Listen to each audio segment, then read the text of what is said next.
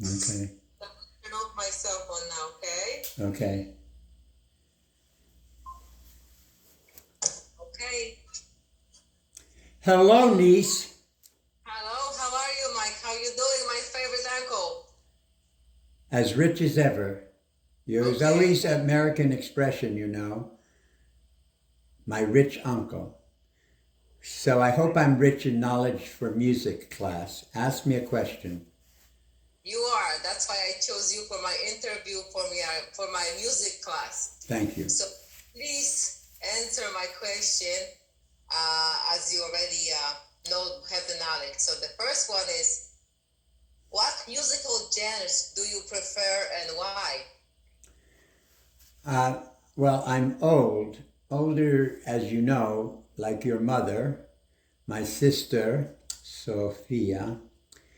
So, we are old. So, being 80 years old, it means I had different genres of music in the different decades. When I was very young, it was probably Polish polkas at weddings.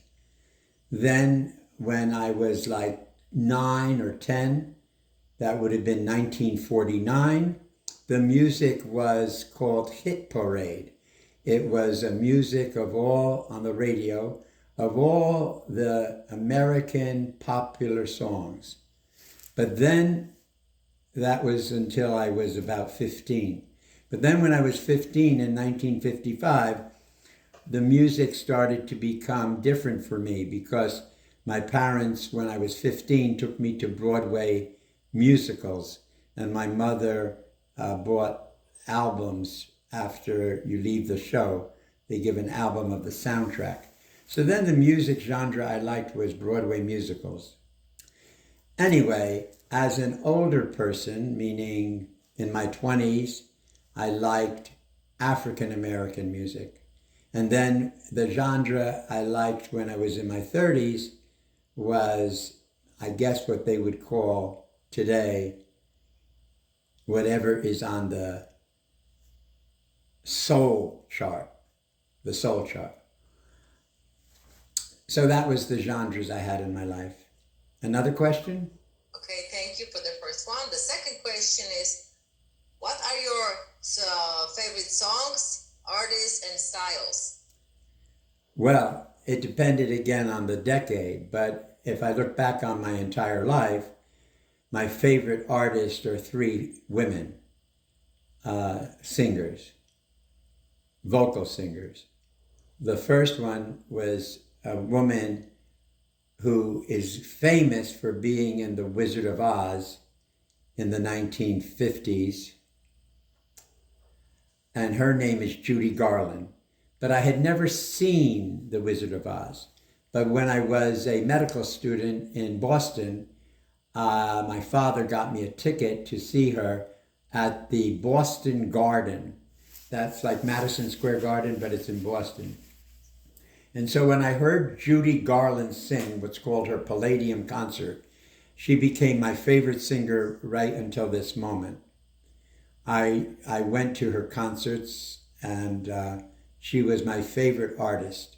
The other two artists that are my favorite is definitely Diana Ross, who's African American, and then also another African American, Whitney Houston. Okay, thank you. And the third question is, on what occasions do you hear this music they're Well, singing? thank you. Now, because of what was never available, my Bapchi had a RCA Victor phonograph where the records we had, which were not in Polish, the records were by people like Frank Sinatra. Those records, in order to listen to them, we had Okay, to something wind, happened, you froze. we had to wind a Victrola. So my point is that here I am, 75 years older, and now I could go on Spotify, I can go on Pandora, I can go on YouTube, I could go on Apple Music, and I could listen to every single song Judy Garland ever did. I could listen to every single song Diana Ross ever sang. But I also on YouTube could listen to everything Whitney Houston has done. So how do I listen to it? That's my answer. Okay, thank you. And my fourth question is, do you sing? I already know that you are. And did you play any musical instrument in your past or now? Well, I had parents who, my father deceased before when you were too young, but my mother very well. Probably you know my mother better than anyone on earth. So my point is, as a child, I first had the clarinet. And the clarinet had a piece of wood right here. And I played the clarinet. Then my father promised he would buy me a piano. So in preparation for you, my niece, I got a piano. Okay, so when my father bought me the piano, which he never did buy me, I don't know how Polish that is, but maybe it's very Polish or Ukrainian, meaning sure son, sure son, sure son, sure son. So I only waited 20 years, but I started young.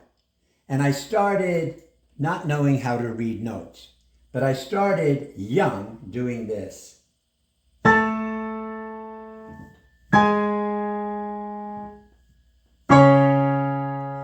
And my sister, who you know, was upstairs and she would just very politely say, Chiho! Now, my mother would come and say, your sister's sleeping. Stop it. So then I would do.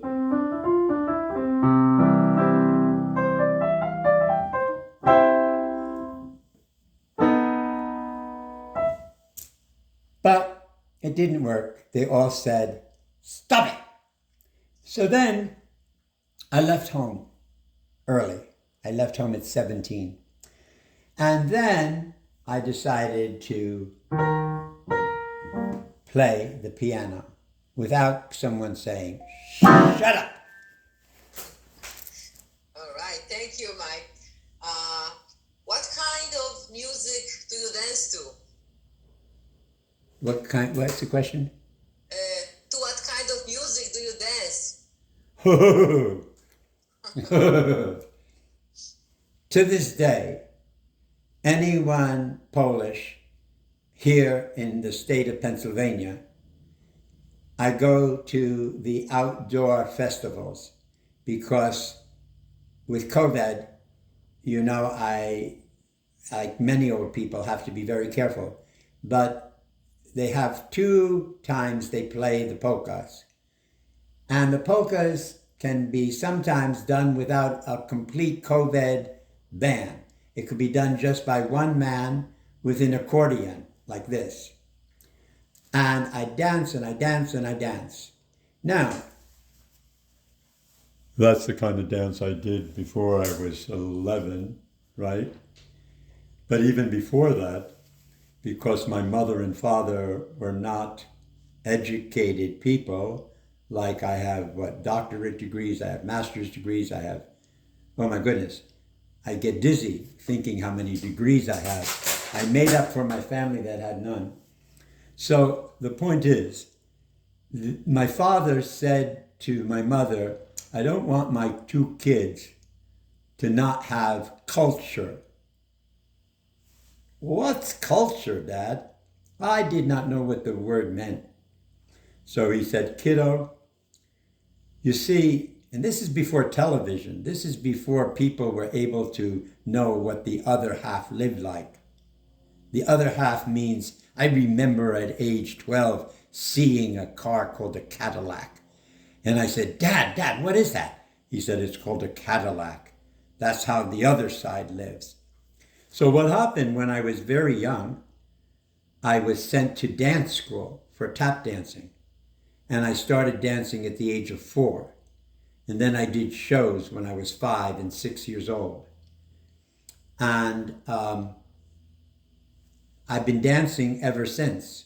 I danced for years in college. I was in the college. I was the champion twist dance. That's when you go like this, do the twist. And then in the university, when we would go on spring break, I won the dance contest.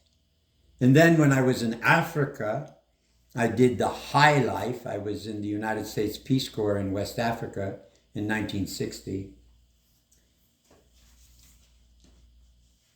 And then when I was an old man, meaning I was older than you are now, I decided to go every night to Studio 54.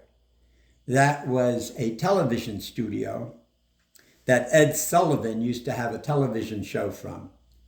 But these two young men decided to make it into a dance hall where they would play music of Mozart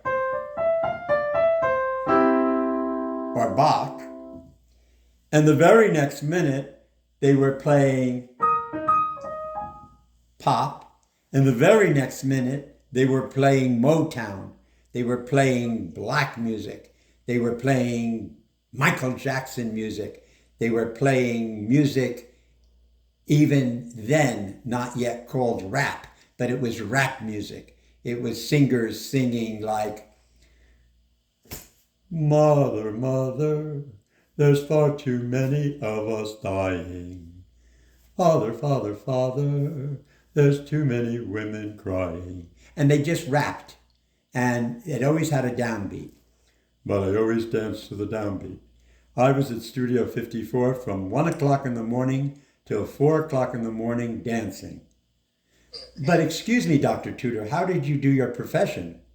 I would go to sleep at 4 o'clock, wake up at 6 o'clock, that means 2 hours, and then I would work. I was a very good worker. I would work from 7 o'clock. I always got to work 2 hours early. I would work from 7 o'clock in the morning right up until 4. And then as soon as 4 p.m. came, I would go to sleep and sleep until 11 o'clock at night. And then at 11 o'clock, get dressed to go to studio and dance till 4 in the morning.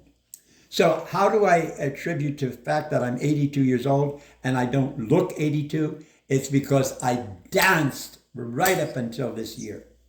And probably that's the Polish roots you have, Polish blood, never get old.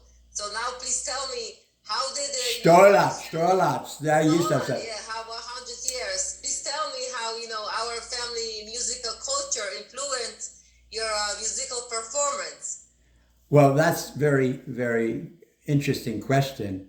The family culture, I told you, started by the polkas, and my father's family was no longer. So even though my father was Ukrainian and was of a different church, he went with his wife, meaning his wife's sisters and brothers, and well, because your mother. So my culture when I was a young child was Polish. Because my father wanted us to have culture, what happened with my mother and father was very interesting. My mother would join clubs. She joined a club called the Book Club, Book of the Month Club. So every month there was a book delivered to our house. I did not read. I was actually disabled. So my sister read the books and my mother read the books. My father did not read. He read the newspaper. That was it. I don't think I ever saw my father read a book. So the culture that influenced my performances was as follows. They took me to Broadway shows that were musicals because, again, this was my grandmother. That would mean your mother's mother. My mother's mother said, I don't want to know about sadness. I've lived through a war. I don't want to hear music that is da da da da. No, not even at a funeral did Bapchi want to hear that. So my mother and father did not take us to Eugene O'Neill plays where people would go and then die. All the plays I was shown as a child were plays like Open a New Window, Open a New Door, or the play was like Hello, Dolly, looking swell, Dolly. Or it was a play like Figaro, Figaro, Figaro, like that. Very cheerful plays. As they left the play, they would buy the record. They would sell the record in the play, in the New York City theater. A record that big. By that time, it wasn't this kind, it was electric. It was called LP. I would put the record on when I got home, and I would memorize all the songs of the play. Now, I didn't read, but then, as you know, because you know my life, I became, frankly, the top reading specialist in the United States. But the way I taught children to read was through music, because you see, that's how children who don't want to read could really read. If you take the most recent #1 song this week, or the #2 song, which is My Little Corner, done by the group Left and Right, he raps through the whole song. So get a little child who's 7 years old to learn all the lyrics. I am in my little corner of the thing, waiting for it, and then show it in print. So that's how the children learn to read. Now let me get back to the culture that my family gave that helped me in my performance, if that was the question. The question is simply answered best this way. When people take music out of the curriculum, you, like myself, are studying to be a doctor. So as you study nursing, and then when you go for your medical degree, as I did, you will understand that is all very serious material that cannot be emotional. If I take your blood count and I see that your hematocrit is in danger, I cannot simply say, oh, you're dying, oh, you're dying, oh. I cannot do that. I have to be very factual. So what was very interesting about my life and why my family affected my performance, they always permitted me to do emotional things, but yet I did very serious things. So how did the family affect my life?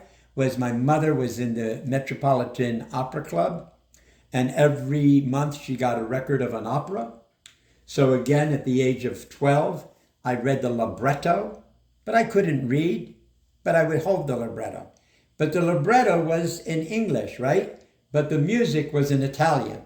So then I got to speak many kind of languages. In other words, I would hear Italian, like amore, amore, che si dice, amore, like that. And I would hear it as a 12-year-old. So the family can really influence music. And if you are interviewing me for a course that you're taking in music, I'm so pleased to hear this, Eugenia, because music should be in every curriculum, even in med school. I have a personal friend who has worked 15 years. She works with surgeons in Connecticut, playing music as the surgeon operates on the patient. And they interview the patient before they go under, and then the patient is unconscious, but somehow the brain picks up the musical waves in the operating room. It helps the surgeon, it helps the patient. So I just want to say to your classmates, take this course seriously. Okay, thank you, Uncle Mike, and I hope you have a good afternoon. So I will see you soon, wherever you wish, okay? Dziękuję, bardzo, bardzo dziękuję. Dziękuję, thank you. Sign off. Okay. You press the button.